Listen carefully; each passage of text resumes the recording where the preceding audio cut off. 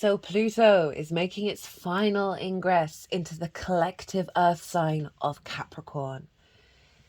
This reading is going to be tapping into the integrated, expansive energy that Pluto wants us to work with. The intention of what Pluto's up to in the sign of Capricorn for the final time, at least in our lifetimes. My name's Chloe. I work with card divination, astrology, and as you just heard, and as you can see, I channel multi-dimensional energies through my being, and this comes through and brings in healing, attunement, and activation codes to the messages that come through. In this reading, I'm going to be tapping into the energy of the intention of Pluto. What's it trying to do? All the planets, they really wanted us to integrate and expand. That's the vibe, right? So what's Pluto's intention while it's hanging out in Capricorn until the 19th of November? I've pulled some oracle cards, and the power coming off of it is such a beautiful energy that's coming off. It's not easy, I can't lie, but there is a great strengthening coming in. Now, the astrology is pretty wild for this transit, because Pluto is going to be hanging around at 29 degrees of Capricorn. And meanwhile, Neptune is over at 29 degrees of Pisces. And meanwhile, Uranus is at 27 degrees of Taurus. And they are all retrograde during this cycle. So this is really wild. We've got the three big outer planets, right? We've got Pluto, transformation, the honoring of the cycles of life, death, and rebirth. Your root id power, your magnetism, your primal energy. We have Neptune, who has the capacity to tap into all the frequencies, all the dimensions. It is source consciousness, the undulating, compassionate energy, the mystic, right, of Neptune, of all the different realities. We have Uranus, right, the liberator, the path clearer, who's so independent, it wants you to walk your own path. Now, these are all in very harmonious aspects with each other during this cycle, and they're all in yin signs. They're in earth and water, right? And the yin energy calls us to observe, to bring depth, to bring nuance, to cultivate, to hold, and to bring depth, and just really sort of tend to this space. It's a very soft energy, but there's power within it. And they are all retrograde. And retrograde energy can often see a deep recalibration within your soul, right? An inner journey, an inner momentum, an inner redirection. I often see retrogrades as very yin energy, where we're called to reflect, to refine, to bring depth, to bring nuance to this soul liberation.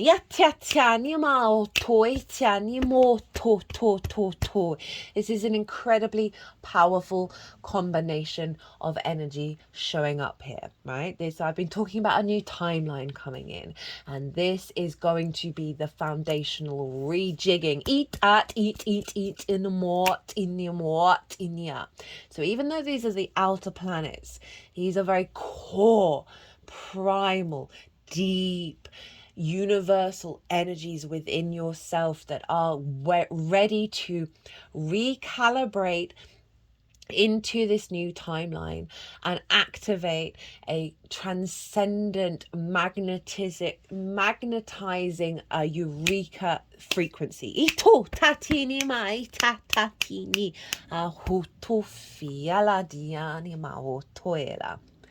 So we've got some really lovely crystals here. We've got some blue John fluorite, which is deemed to be sort of a stone of genius, right? It helps the spirit of change. It helps elevate personal growth. We have the golden yellow Danubrite, the Buddha stone. It's linked into the solar plexus, into our creativity. It helps us maintain our personal identity while flowing with the structure of the world, and so appropriate for the Capricorn earth energy of Pluto being there. We have this clear quartz point crystal to help us find the new vision, the clarity of our understanding of our experience in this multifaceted dimensional world. And finally we have lapis lazuli. Where did I put that book? So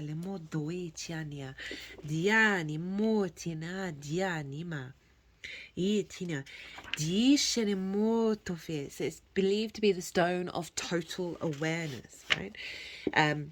Allowing us to attune to our psychic capacity and allow the processing of the knowledge that's going to be coming through with this very phenomenal transit. So Pluto is sextiling Neptune. Sextile is an aspect of Venus. Venus wants us to connect, find harmony, get creative. It's a very there's a free-flowing energy here, right, of inspiration, and I love Neptune being retrograde, because Neptune retrograde for me is like pulling down the veil of the illusion that magic doesn't exist, right, that the illusion of the reality of the fixed the density of the fear structure, right? That Neptune retrograde is pulling that down and helping us really recalibrate that magical reality into our existence. Pluto is helping redefine the ecosystem that we're in, right? Capricorn, yes, it's the banking systems, yes, it's the hierarchy, but it's also permaculture, the mycelium network, the ecosystems, the neural network, the understanding of the parasympathetic nervous system, right? The sort of the big, the collective earth structures that we're all connected, right? So Pluto retrograde is recalibrating and refining and reorientating us back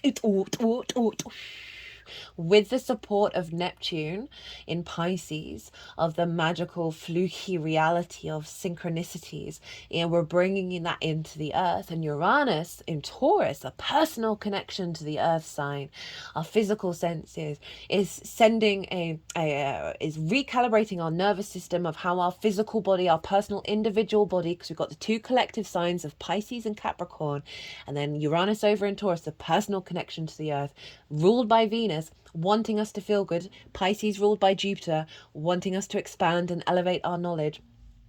Capricorn ruled by Saturn, a sense of legacy and commitment, to Uranus, the liberator of our soul, right? Being able to walk our path with this embodiment of the 3D reality of the magic that we are surrounded by, and how to ebb and flow, right? How to connect and bring depth and nuance to our meaning, our life, our communities, our expansion, our sense of who are we, what is the universe. We're going to be able to open ourselves up to so many new possibilities and be able to integrate them with this transit. So all these oracle cards, let's get on and read them. Now we have the shapeshifter, and this is from Kim Krantz's The Wild Unknown Archetypes deck. The trickster, the elusive, the formless. The shapeshifter has a love of theatre, games, and trickery. Its energy appears as one thing, only to reveal a more complex story below the surface. The shapeshifter is within all of us to some degree. It is the side of ourselves that is slippery, non-committal, and experimental, and longs to dismiss the rules. We need its energy to adapt to the ever-changing landscape of our existence. When the shapeshifter card appears, it's important to imagine you are looking at life through a kaleidoscope rather than a single focused lens. At any moment, the scene may shift, revealing a more enchanting vision than you imagined. So, not only is Pluto sextiling Neptune, it's a harmonious aspect, but Pluto is trine Uranus. A trine is an aspect of Jupiter.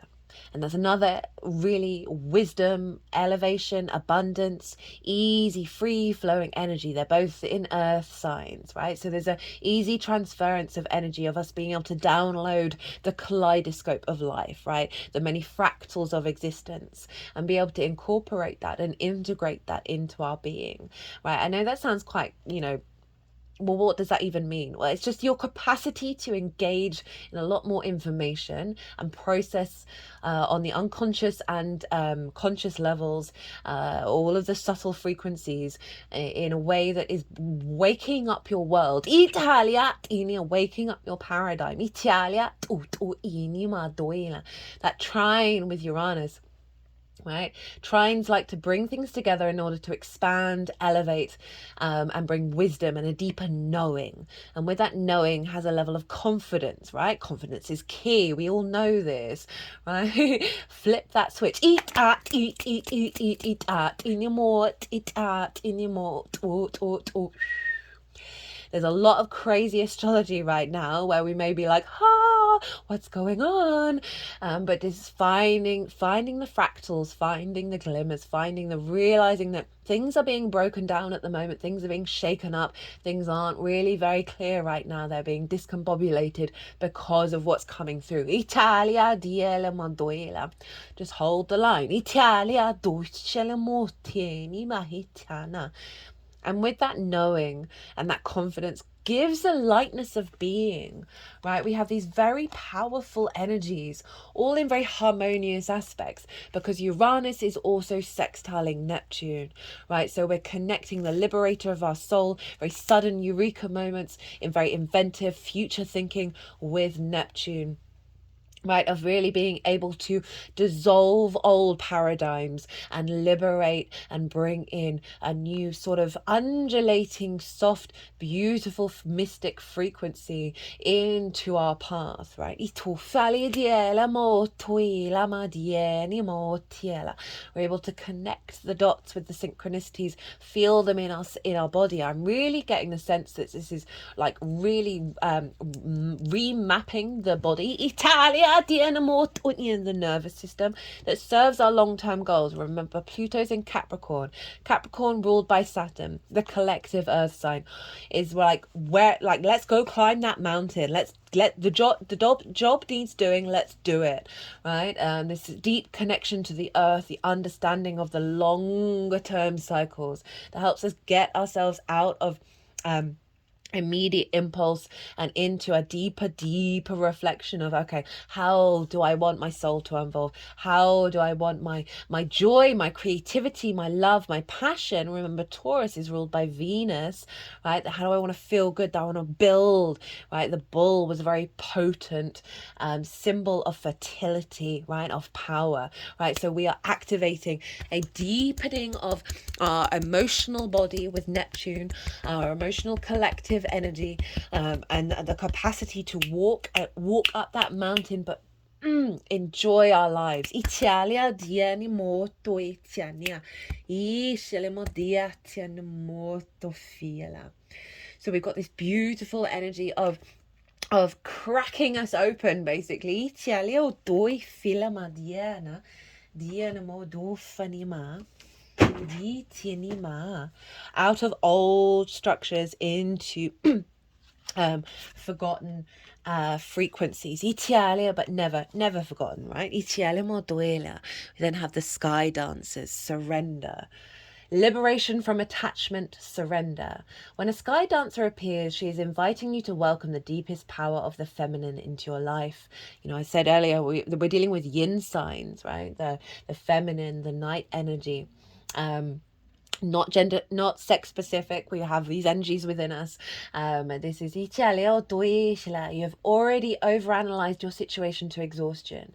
Now is the time to invite the sacred feminine, the wisdom within your heart, no matter your gender, to guide you to success. If you become earthbound, plodding and planning and praying for change, cease and desist. Break the habit of being yourself, of repeating the same behavior and hoping for a different outcome. Stop trying to figure it all out and stop overthinking it. Surrender. The sky dances are heralding the arrival of a new relationship with yourself, in your work or in your love life. Do not assume that this person or opportunity will rescue you. The only way to liberation is to kiss the ground goodbye and take flight. To rise above the fray and the drama of the struggling, arguing mind. Dance in the sky and view the madness below. By simply witnessing the actors and the human comedy unfolding on the ground, you are transforming it. As you observe the drama, you unleash the power of the sacred feminine that allows for resolution. The sky dancer knows the map of heaven and the ways to the holiest and most sacred spaces on earth. They come to help you with your current life and, even more important, to guide you to the realization of your own divinity. So there's something around this with these aspects are quite monumental in terms of the collective shift of consciousness around how we perceive ourselves, the unseen realms, and everything in between. And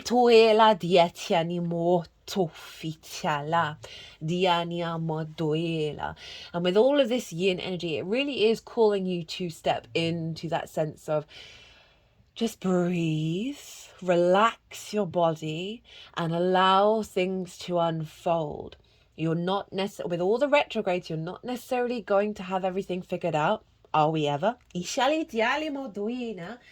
But essentially, is asking you to trust in the cycle of what's being broken down. So with Pluto, Neptune, and Uranus, so these three are potentially going to bring up things that are very root and like archetypal energy within you, like big core ideas, core perspectives, and you may find that some of them are slowly going to start to, you just be open to questioning things. Jupiter and Gemini is very significant at the moment because it's allowing us to be able to contemplate different information. It's not about wanting to completely break you down and have no faith in anything. It's just saying, just be curious and open to what is calling to you, what's whispering to you, what may want a little bit of an unraveling. You know, that golden Danny Bright, it was the phrase is allowing personal integrity while flowing with the structure of the world. So it's really that sense of, you know, it isn't about sacrificing all your ideas and all your intentions. It's about acknowledging that you are always in momentum, you are always in movement, and you are always open to change, while still being an awareness of, okay, well, what is my core reflexes of in terms of this, does this feel right, does this feel wrong, and really recalibrating to yourself as you move through the world in regards to the ever-changing transformation that Pluto is going to be doing in the sign of Capricorn. Uberos, the great serpent, the tail eater, the guardian, the quantum realm. The Uberos is the all-encompassing glyph of the alchemical process. The hungry snake bends itself around you in a gesture of protection and guardianship, giving you the space and safety to participate in the work. Anything and everything can be offered into its mouth for transformation. Good, bad, blasphemous, or precious. The materials of our life transmute into gems along the great serpentine spine. Along with your woes, the Uberos engulfs every pair of opposites. What is masculine becomes feminine. What is sky becomes earth. What is past becomes future. When this card appears, you have entered the quantum realm. Everything is possibility. No one knows the limits of the Uberos. Just when you fell into thinking that your life was straightening out, the snake takes you once again into its gaping mouth for an entirely new trajectory. Italia doi tialema doi tialema dialema doi lema dialema ishalema doi shinima. Right? So this is, you think of Capricorn is very much about tradition. It's about the old cycles of time on this planet, right? This is the great earth traditions, the ancestors of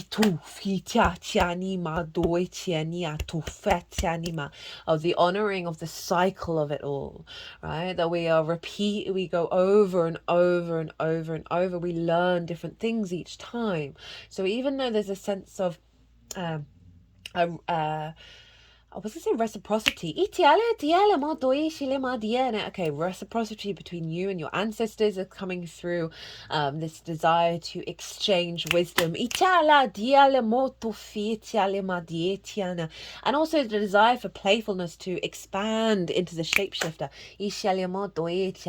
Of what fun we can have in the next cycle. What play can we have? You know, there is, obviously there's always can be a density, there can be a heaviness of the weight of the old structures, but it is with that shapeshifter energy being the core frequency of this is saying, no, but there's always going to be another perspective. There's always going to be another nuance and whisper and synchronicity and glimmer that comes through, that is allowing us to go on a flight of fancy with the way that we explore and understand ourselves without taking it too seriously, while also allowing this I just genuinely just feeling this rejigging of the entire energy frequency of the collective. Italia doi shalimo toela dietianimo doi tinia.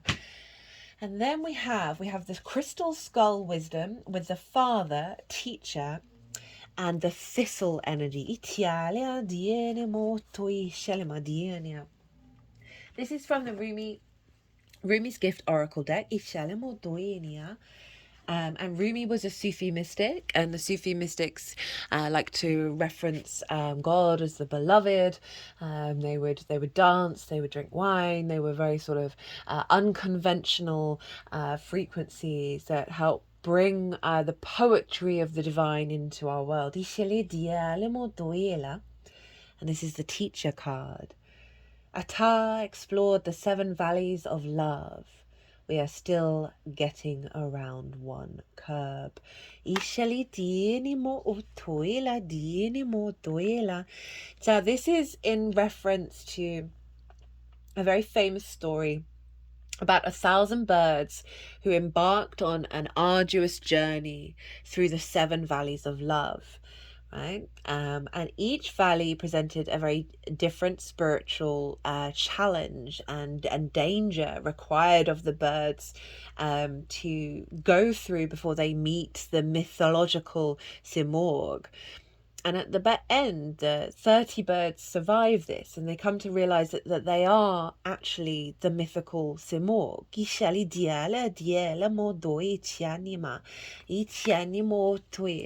So it's referencing the all in the one, right? And the cycles of, we go through each journey, each cycle, we learn and we grow and we reconnect back to ourselves, back to source. So it's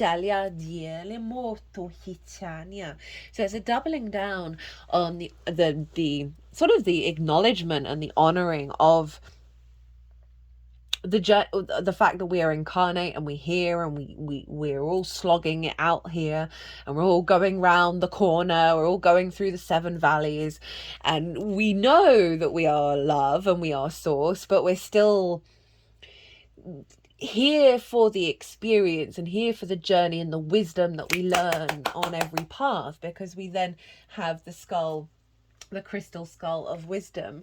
I just heard that we are integrating many layers of the cycles of the that have come before us.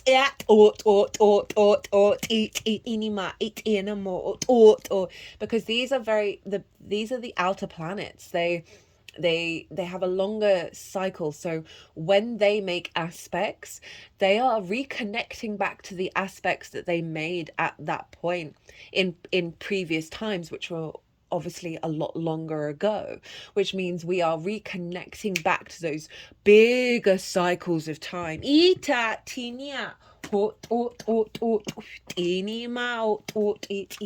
Okay, did have a feeling they wanted the father actually.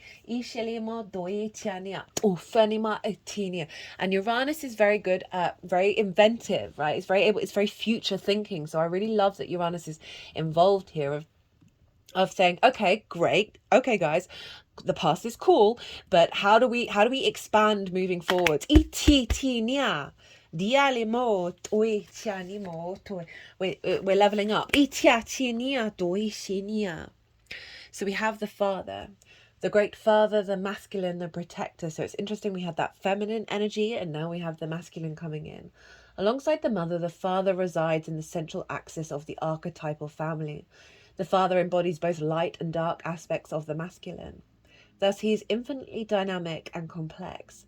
His energy is strong and regal, embodying such virtues as honesty, wisdom, and loyalty.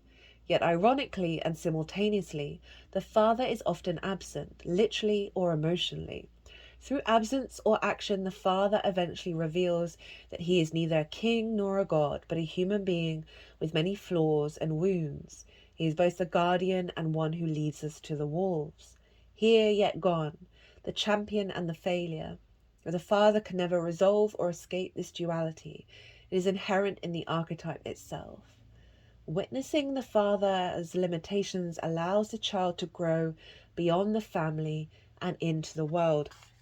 So with this crystal skull and that teacher energy, it's we are going through a deep, powerful, that Neptune in Pisces, in the emotional collective energy, the healing, the inner healing of the wound that we feel around isolation, of limitation, of not feeling supported, of why, so often you get why is there war? Why is there all this destruction? Why is there death? All of that kind of thing. And it's well, that is an inherent component of the universe. And it can be quite difficult for us to step outside. It can be quite difficult for us to truly connect to source and believe in that. And there's a lot of ancestral wounds there we go. That are connected to the wound of what that card represents, that sense of separation, that abandonment, that sort of, while also the strength of it, the power of it. There's challenges that the masculine energy brings in that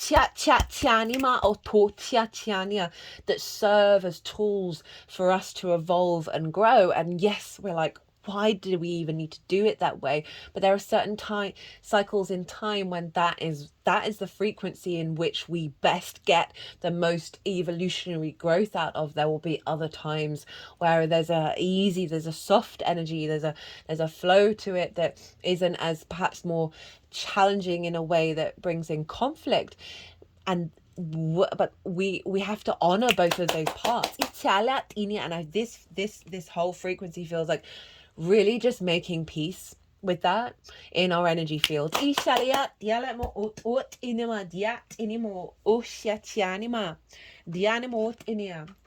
And the wisdom with that one.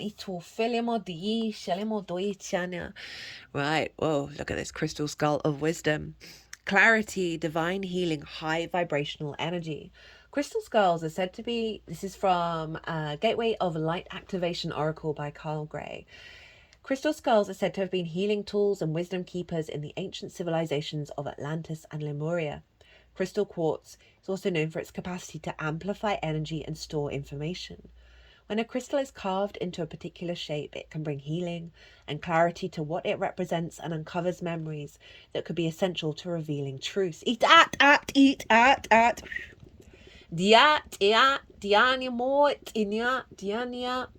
Like the collective energy, and particularly there's a sense of like the zoom out, right? Rather than the immediacy of the emotional response of the tragedy.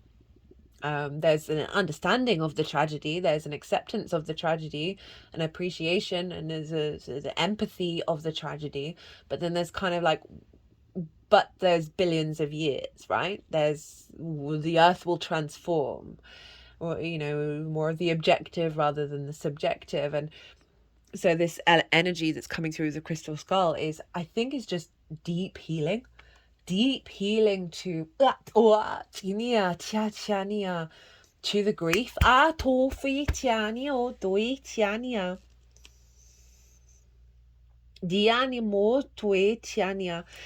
It's making me think there's I can't remember the name of the person who did the study, who did remote viewing over decades, and I think they did 2060, and then I think they did a recent one for 2040. And one of the key things that they picked up on from all the people that they did all over around the world of what's going on in that time frame is an awareness of karma. And I found that really fascinating. Just our capacity, our collective capacity to be more aware of cause and effect, that is and of consequence, right? That is a fundamental of the universe. And I don't think it's in a way that we're going to that's going to hinder us. I think it's actually going to liberate us. Again, that zoom out, all right, of this enjoying the individual life and having a flourishing experience, while also understanding that that is part of a longer trajectory.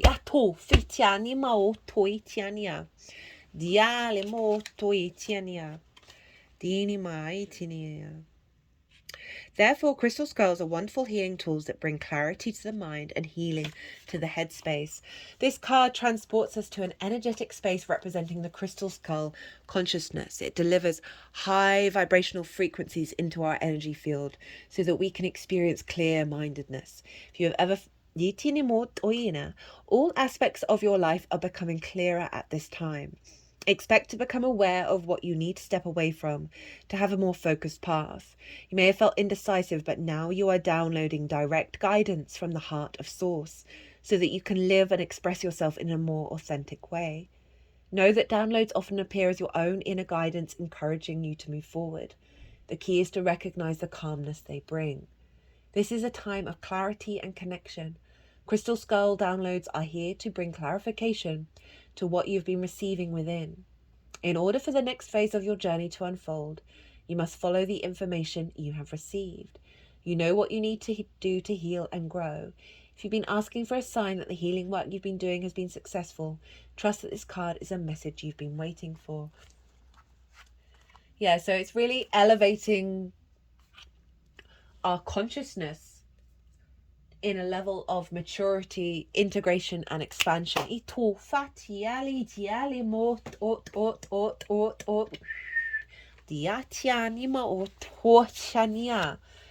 then we have the thistle. This is from the Magical Botanicals Oracle. Love this deck. This is just one of the most phenomenal decks. It really is. In folklore, witches flying in the air are said to be as light as thistledown, affirming a strong link between witchcraft and this very magical plant. Like many of the witch's herbs, there is an inner and outer magic to it.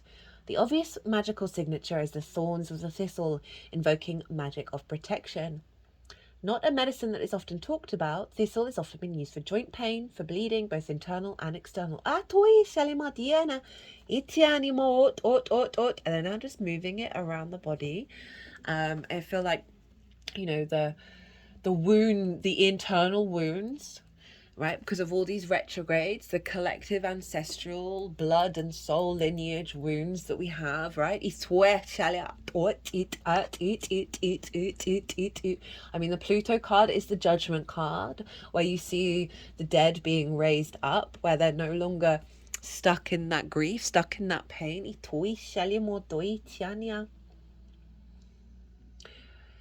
That which harms and draws blood can also heal the wound. Thistle is deeply linked to Scotland with legends of Norse invaders seeking to be stealthy, taking off their footwear to move through the darkness. Once stepped upon a small but strong thistle and cried out in pain, alerting the Scottish clans to the invasion of the Norse, allowing for preparation and then success. The most ancient and noble order of the thistle started in 1687. It uses the flower as the emblem, included a breast star with the thistle and the words "Nemo me impure lacesset," none touch me with impunity even. Interesting. The inner world signature is due to the flight of the thistledown, indicating an aid to the witch's flight through sympathy, not the toxic chemicals of the traditional flying ointment. Thistle seeds can be blown into the air in an act of sympathetic magic to fly into other worlds or otherwise practice astral projection. The essence of thistle is protection, but protection by standing up for yourself against hostility, by standing in your truth and dignity. There is an elegance, a nobility to the common thistle, helping you stand up against bullies and abusive authority figures. And that can be authority figures within yourself that don't serve you anymore. As well as those externally. Like this feels incredibly empowering, what's going on with this transit, of us being able to be very solid within ourselves, solid within our power, but with a sense of empathy to others, but still knowing our own truth, our own path of Uranus.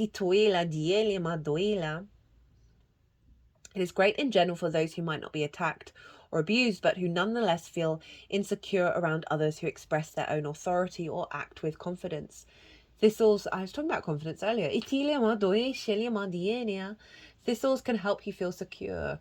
Thistle is particularly protective when we are traveling or in unfamiliar territory in the physical or spiritual world. So that's great. We've got the thistle energy supporting us as we walk this path. When this thistle shows up, it indicates a time to stand in your own nobility and assert your own power.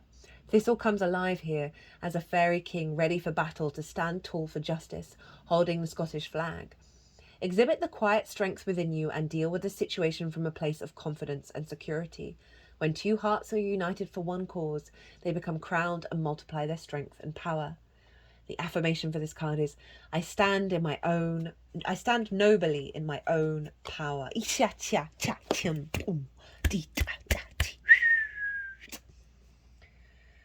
Well, so next up we have that clear quartz that's magnifying this particular stage of the reading. Okay.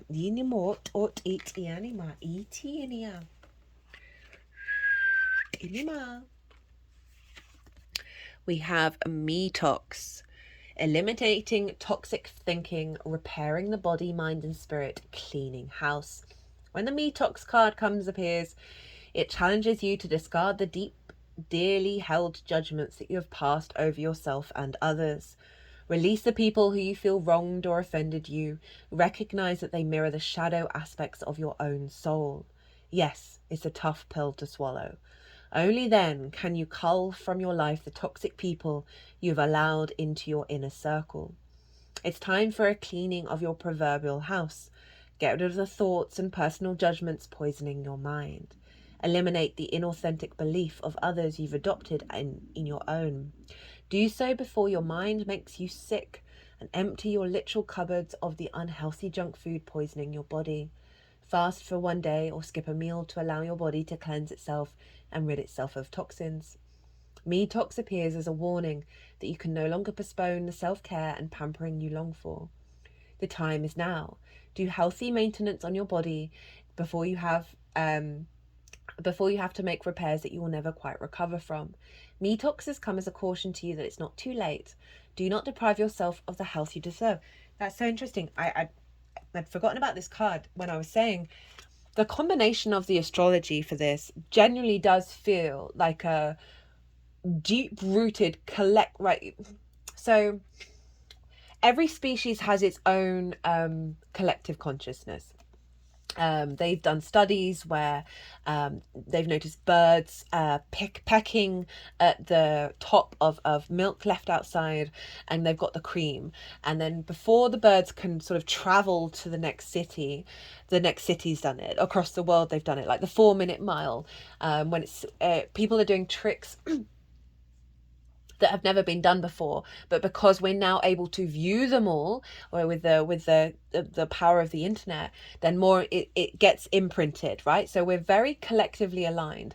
And I was talking earlier about how, because this is earth and water, this is our emotional and our physical body that's getting a recalibration. And what I find really beautiful about when Pluto moves back into Aquarius, it does so on a Tuesday, which is a Mars day, and Mars is opposite Pluto at the same time, and the sun is in Scorpio. So we have this strong link, and not only that, but Mars is also trine the North Node in Aries, which it also rules, right? That Aries energy, that we have a strong link around our motivation and our drive that's coming through because of what's going to be recalibrated for the collective on the physical trauma and the emotional trauma, as well as bringing in the clarity and the wisdom.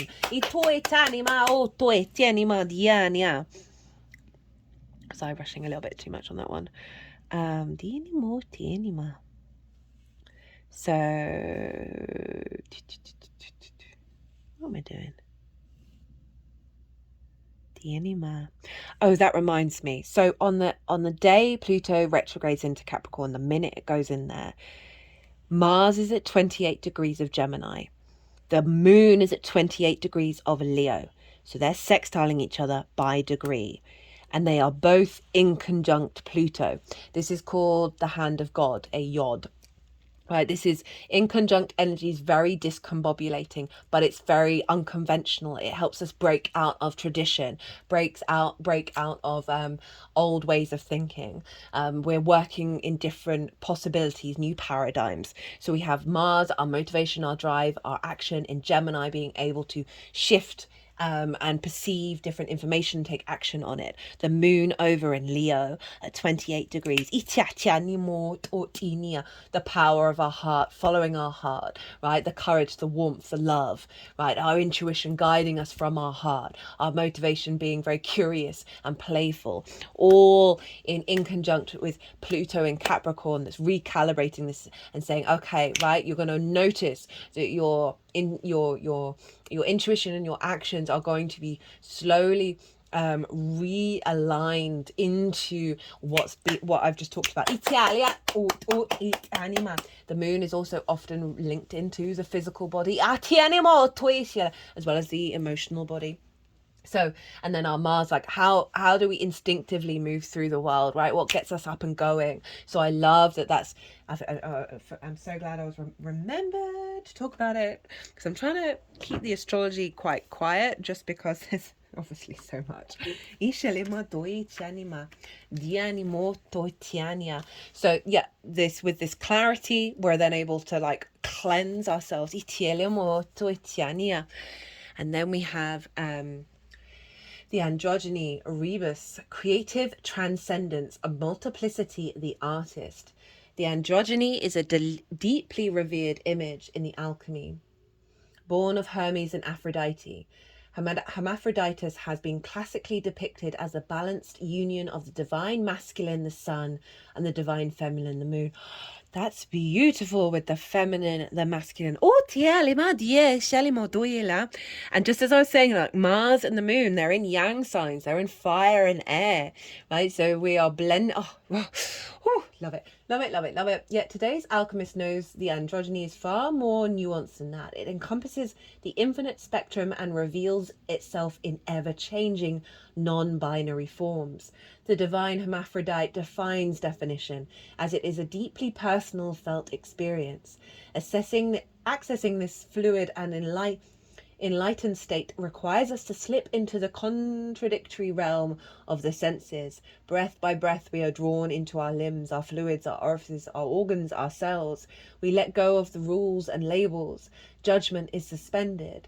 The gods are present, as are the creative mysteries of the underworld. Hello, Pluto. For a brief moment, we hold all of our complexities in one loving form. Like a newborn, we know not our name, gender, age, or location. We are the embodied artist, embraced unconditionally by sun and moon.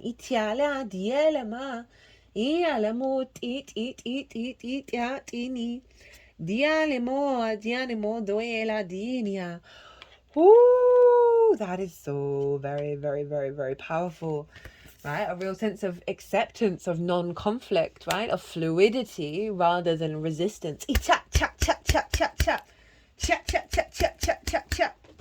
Eat eat. Diala, dienimo toela. So we have the sword, ishinima. The knife, the blade, the weapon. Ituf. To use the sword is to decide. The blade separates one reality from another. The choice is made and all else falls away. If you find the sword in your grasp, you can no longer hesitate. This weapon requires a clear and decisive mind and a willingness to act. Right? So with the wisdom, the surrender comes, when we surrender, then comes through the wisdom, the cleanse, and then the clarity.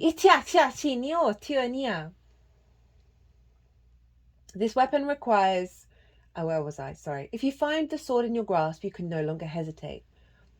This weapon requires a clear and decisive mind and a willingness to act. An onlooker may think the sword bearer is hasty and violent, but the most compassionate and responsible gesture is one that is honest, swift, and accurate. Our first encounter with the sword is at birth. When the cord we share with the mother is cut, this moment defines our separation from her and begins our journey of becoming ourself. So having become reintegrated, we are now the authentic self with clarity. We must make these cuts again and again if we are to grow. Decisions shape our life, and the sword is an infamous shape of destiny.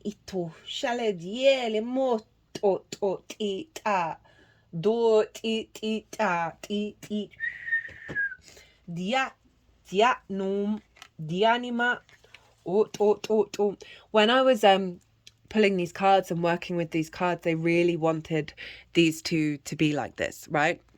With this sword of truth, think of the Ace of Swords, right? With the Selkie. Come out of hiding, embrace who you truly are.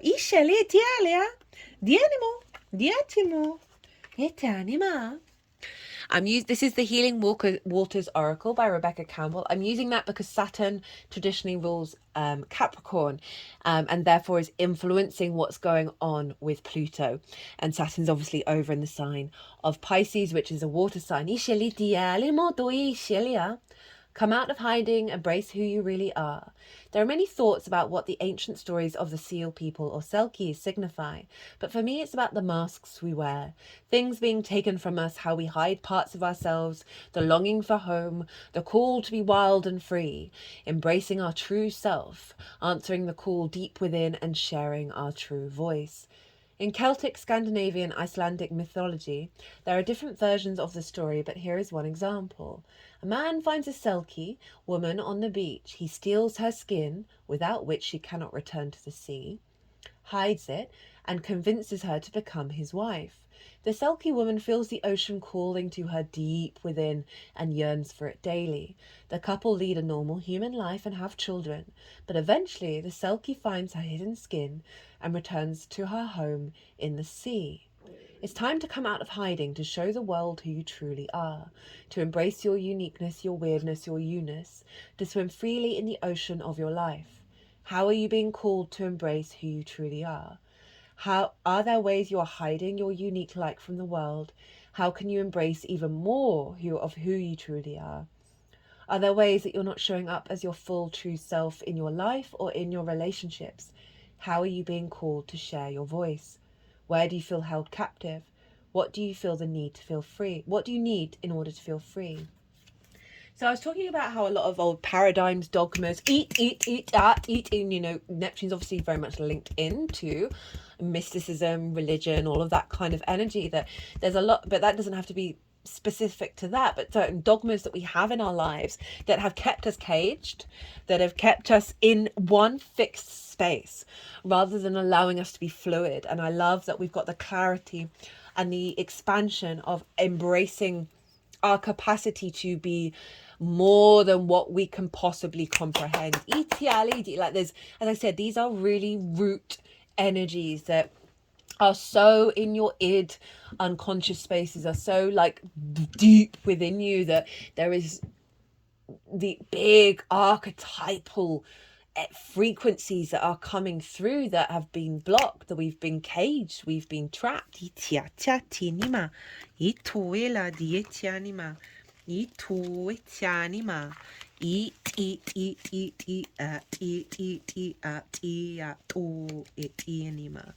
The enema.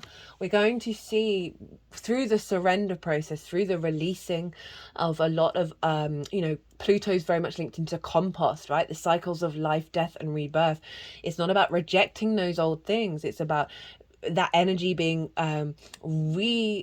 reconstituted into a new frequency that comes from the beginning of time, or whatever the origin, if there isn't even an origin. Of self. Atum ishetianima atum ishetianima otoenia. Okay, and then we have, this is such a beautiful image. My camera really does not pick up the details of this because it's so light. Inner power, unbridled confidence, claiming your place. The waterfall is a place of power, incredible force and activation. The previous calm, embracing waters of the running river gather momentum and then hurl themselves wholeheartedly towards their destiny. With wild abandon and great confidence, they leap into the unknown. Perhaps this explains why being near a waterfall is such an empowering experience. We feel the pounding energy of the waters deep within us. This card is all about embracing the power within, stepping forth and claiming your place. You've been working for this for a very, very long time. You've done the time. How can you embrace the moment and take your position as a leader in your life? The waterfall beckons you forth towards your empowerment, to consider what you'd do if you felt truly empowered. It encourages you to step more fully into your confidence, to receive the pounding thundering of the falling waters as your encouragement and your applause. Isha tia boom boom. Di tia tia nia. Di tia tia nima o di enima. Itia nima o tu nima. Di enima. And then we have Fortune's Wheel. You know, very much the Wheel of Fortune, which is Jupiter's energy. And Jupiter traditionally rules Pisces, so is influencing Saturn, so is influencing Pluto. I would say, for those of you who track the Mercury transit, you want to focus on where Mercury is over the next couple of months, because Mercury is going to be influencing Jupiter, and therefore influencing Saturn, and therefore influencing Pluto. And so there's a lot around perception, there's a lot about the transference of information.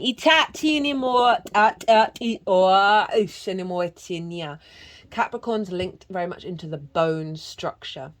So, and there's a lot of in a lot of traditions, bones are very are deemed very sacred things. They hold a lot of power, and it really does feel like that a recalibration of the information that we are able to connect to. Luck and right timing, a turn of fortune. The Fortune's Wheel is a sign that luck has found the right timing in your life. You have the magic touch, and everything turns to gold. There is nothing you can do wrong. You only need to hold what your desire as your intention, and it becomes true. Do not waste this power on trifling things. Dream big, for surely this opportune moment will pass. Such is the nature of Fortune's Wheel. Use the creative power of the Fortune's Wheel for the benefit of others, and the gifts will be returned to you tenfold. Use it only for your own gain, and you will be left impoverished with the bitter taste of squandered opportunity. Fortune's wheel comes unannounced. Notice the early signs, the coincidental encounters, and the seemingly magical and synchronistic events that herald its arrival. That call, that email, that invitation, that chance encounter was no accident. They were all choreographed by Fortune. Do not wait any longer. Carpe diem. Seize the day. Recall your boldest and noblest longings and invite it into your life. This invitation is all that is required. Ooh, I love that with the power of that waterfall. Ishilia dianima. Itumena. Itinima. Dufanima itinia. Now, the final card that, had the lapis lazuli over it is Kali of the True Vision. The word for this card is creation. The affirmation: I am positively transforming my inner dialogue as I see with true vision. Just talking about Mercury, right? Of our perceptions, our ideas, our constructs, how we collect and receive information. Kali of the True Vision is standing in front of you as you draw this card and looking deep into your soul, as you utter every excuse to try and self-sabotage your true path to enlightenment. Why do you do that? Kali of the True Vision will tell you exactly why you do that, because you do not feel worthy of greatness due to the limiting thoughts on your abilities that you still carry with you. It's far easier for you to stay shrouded within the shadows of mediocrity than to soar with confidence into your fullest potential. There's been a lot of cards that have said confidence. For that space of greatness, in that space of greatness, you are vulnerable. You are open to criticism from others as well as failure. So you stay restricted on the pinnacle of your victory. Well, no more. It's time for you to use your true vision and observe yourself harshly through your eyes of actuality, integrity, and candor. Question yourself repeatedly, asking why are you blocking your success? What is choking you? What is holding you back? Why does success lead you to shrink? What would be the outcome of what you truly wanted? Sometimes the answer to this is not having what you truly desire, the things that mean so much to you, then you have nothing to lose, which keeps you loitering around in a space of security. But to live a mediocre life would slowly assassinate your soul from within. Another key reason for potential self-sabotage is a lack of self-esteem, self-worth, and self-belief. This can have many different causes, but the effects are the same. Feelings of worthlessness and the belief that you don't deserve success. Kali of the True Vision is the creator. She will create new thought patterns. This card has not appeared for you by coincidence. It is your time. She knows that your magnificent essence was not born merely for survival, and Kali of the True Vision will drag you kicking and screaming to the next level of your development. Take a leap. The message from Kali of the True Vision: I am she who creates from her own source and feels worthy of the greatness bestowed upon me. I am the form of uninformed potential and the dance of renaissance. When you feel that, renaissance? Yeah, when you feel that all hope is lost. I destroy only to recreate, resurging your fierce potential and self-value. I am the creator. Well, that's very Plutonian, of pulling down that which needs to be destroyed in order to bring about a deeper connection to our creation energy. I'm just going to read a little bit from my favorite crystal book. This is Love is in the Earth by Melody. This can be a little bit expensive, but I've not needed to buy another crystal book ever again. This is just phenomenal. I do recommend, channeled by a wonderful woman. This is a stone said to have existed, but since before time was born. Assisting one in gaining admission to the domain of the unknown mysteries of the sacred texts and the esoteric ideas, and enhancing the wisdom to understand the information. It further allows one to gain access to and to explore the esoteric planetary knowledge. So that's really tying into the fact that Pluto and the Neptune energy, when they're in these harmonious aspects, they do allow our consciousness to expand in regards to the unseen realms. It promotes the connection between the physical plane and the celestial kingdom. It represents the forces of initiation into wisdom and the mystical realm. Diat Inya activates and energizes the throat and brow chakra. Diat Inya is a stone of total awareness, helping to expand awareness and intellectual capacity and allowing for conscious attunement to the intuitive and psychic aspects of one's nature. It also helps one to remain objective about the subjectives. That's tying back what I said earlier, providing for stimulus for the process of reasoning and reinforcing the acceptance of subsequent knowledge. Very much this energy. It enables one relief from that which has been pressed into the shallow recesses of the mind, providing objectivity, clarity, and mental endurance during release of emotional bondage.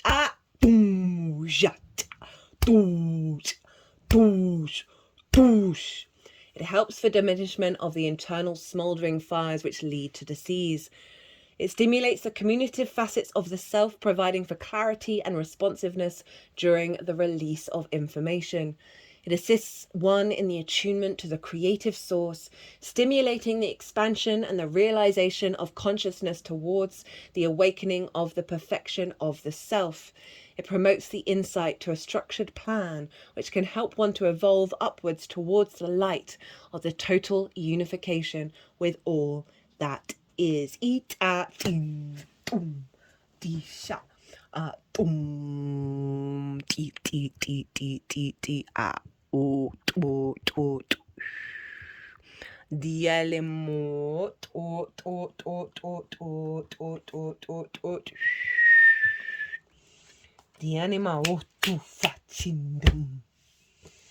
Wow, what a reading.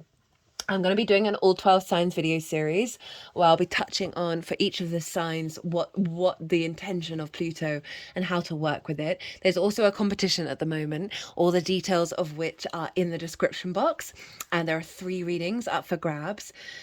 Oh my goodness, this energy that was coming off the table when just wild. I'm so grateful, and as always, to be able to tap into this and bring this through, and I hope this awareness just helps you understand what will be unfolding for you over the next couple of months with this final Pluto transit in Capricorn. Be good to yourselves, be good to those around you, safe travels, and be well until we meet again.